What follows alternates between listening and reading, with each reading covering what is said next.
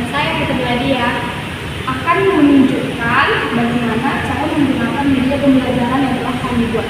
Adapun media pembelajaran matematika yang telah kami buat yaitu Polling Etno atau Monopolling Etnomatematika. Untuk mendukung penggunaan media pembelajaran ini, kami telah menyediakan yang pertama itu ada kartu soal. Kartu soal ini berisikan nama provinsi, kemudian kode QR yang akan di-scan oleh pemain ketika berhenti di salah satu kotak di monopoli matematika.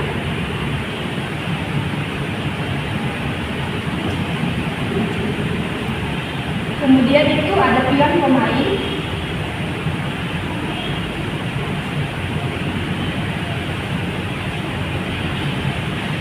Dan kemudian ada dadu yang digunakan sebanyak 3 buah. Dadu pertama itu ada angka, dadu kedua angka, dan dadu yang ketiga itu ada operasi hitung, penjumlahan, perkalian, pembagian, serta pengulangan. Kemudian selanjutnya tentu saja ada papan polietno, dan yang terakhir itu ada petunjuk permainan polietno.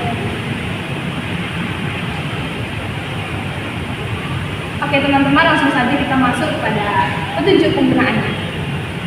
Di sini ada petunjuk permainan polietno. Adapun tujuan dari permainan ini yaitu untuk mengumpulkan poin sebanyak mungkin dalam 2 putaran melalui penyelesaian soal matematika yang berhubungan dengan provinsi-provinsi di Indonesia dan pengetahuan etnik. Pemain dengan poin terbanyak di 2 putaran permainan akan menjadi pemenangnya. Oke, langsung saja untuk cara bermainnya. Yang pertama, memulai permainan. Setiap pemain memulai di kotak start. Urutan pemain ditentukan dengan spin yang dapat diakses melalui barcode yang telah tersedia. Urutan pemainnya sesuai dengan nama yang terpilih terlebih dahulu oleh spin yang diputar. Langsung saja kita akan menginput pemainnya pada kode QR yang telah tersedia. Kita scan menggunakan Google Lens. Kemudian nanti akan muncul link yang akan membawa kita kepada penginputan pemain. Kita klik.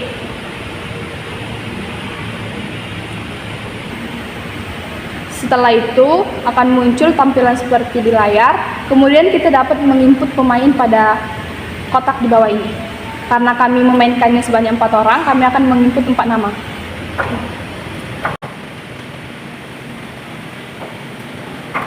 Setelah pemain diinput, nama-namanya akan muncul pada spin dan kita akan mengetuk pada bagian tengah spinnya untuk memilih pemain.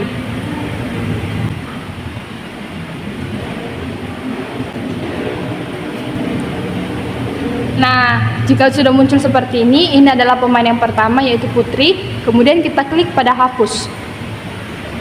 Kemudian kita lanjutkan sampai semua pemain mendapat giliran.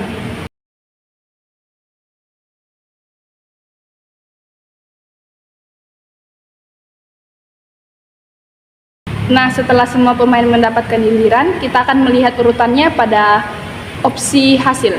Kita klik. Nah, di sini akan muncul teman-teman namanya. Yang pertama itu ada Putri, ada Citra, ada Nia, dan Aulia. Oke, langsung saja kita bermain. Nah, untuk peraturan yang kedua yaitu giliran pemain. Pada setiap giliran, pemain akan memutar 3 dadu sekaligus sebanyak 1 kali. Jika hasil ketiga dadu bilangan positif, maka pemain bergerak maju. Jika hasil ketiga dadu bilangan negatif, maka pemain bergerak mundur jika memungkinkan. Namun jika tidak memungkinkan, pemain dapat berdiam di tempat pemberhentian yang pertama. Langsung saja, semua pemain sudah berada di kotak start. Sesuai urutan dari spin tadi, yang memulai permainan itu adalah Putri.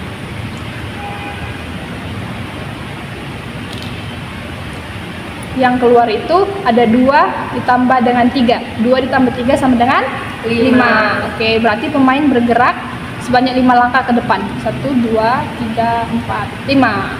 Berhenti di provinsi Bengkulu. Untuk peraturannya, jika mendarat di provinsi, mereka harus mengambil kartu soal yang sesuai dengan provinsi tersebut. Kartu soal akan tersedia barcode berisi soal matematika yang dikaitkan dengan kearifan lokal dari provinsi tersebut. Pemain diberikan waktu 90 detik untuk menjawab soal. Jika pemain berhasil menjawab dengan benar, mereka mendapatkan poin. Namun, jika pemain menjawab salah atau tidak bisa menjawab dalam waktu yang telah ditentukan, mereka tidak akan mendapat poin. Tadi berhentinya di Provinsi Bengkulu, kita cari kartunya untuk Provinsi Bengkulu.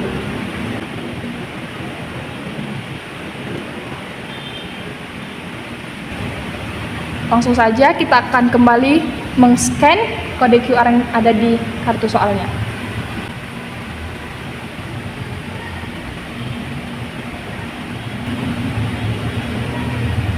Nah, akan muncul kembali link seperti ini. Langsung saja kita klik.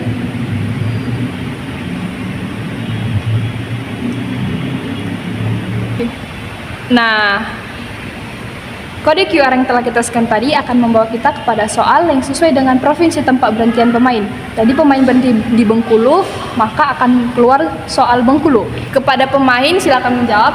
Jawabannya A, 24. Nah, pemain telah berhasil menjawab soalnya, yaitu 24 segi 4, maka pemain mendapatkan 1 poin. Begitulah permainannya teman-teman. Semua pemain harus memulai dari kotak start, kemudian menyelesaikan permainan sebanyak 2 putaran. Dan pemain dengan poin terbanyak menjadi pemenangnya. Dan ada satu peraturan lagi teman-teman. Di sini ada peraturannya, yaitu jika pemain mendarat di kotak bebas soal, mereka tidak perlu menjawab soal dan bisa melanjutkan giliran berikutnya tanpa penalti. Adapun kotak bebas dari soal berada di sudut sini. Demikianlah video singkat dari kami kelompok 9 tentang cara menggunakan media pembelajaran Polyethno. Semoga video ini dapat bermanfaat dan menginspirasi teman-teman untuk menciptakan media pembelajaran interaktif yang kreatif. Kami pamit undur diri. Bye.